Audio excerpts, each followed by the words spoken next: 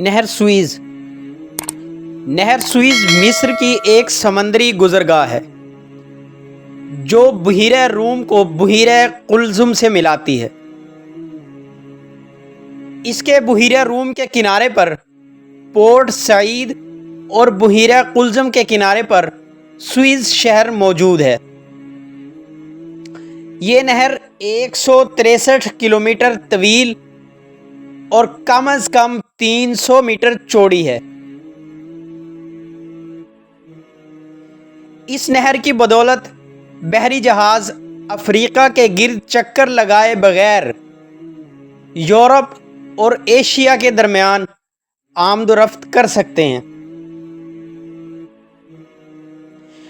1869 میں نہر کی تعمیر سے قبل اس علاقے سے بحری جہاز ایک جانب سامان اتارتے تھے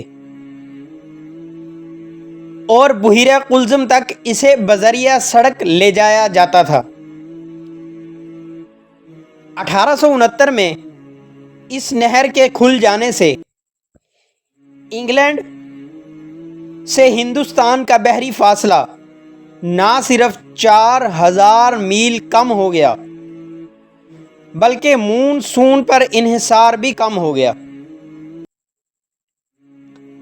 پہلے اس نہر پر برطانیہ، امریکہ اور فرانس کا قبضہ تھا،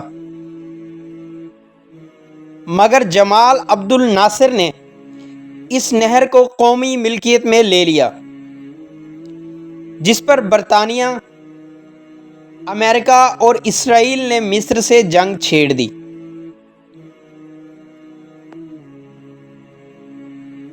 یہ نہر 163 کلومیٹر یعنی 101 میل طویل ہے اور کم سے کم 300 میٹر چوڑی ہے۔ یہ ایک عظیم آبی گزرگاہ ہے جو بحیرہ روم کو بحیرہ قلزم سے ملاتی ہے۔ اس کے بحیرہ روم کے کنارے پر پورٹ سعید اور بحیرہ قلزم کے کنارے پر سوئز شہر موجود ہے۔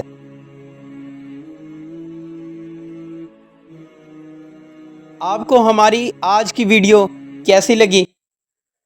کمنٹ باکس میں اپنی رائے کا اظہار کریں اور چینل کو سبسکرائب کر لیں تاکہ ہر نئی آنے والی ویڈیو سب سے پہلے آپ تک پہنچ سکے۔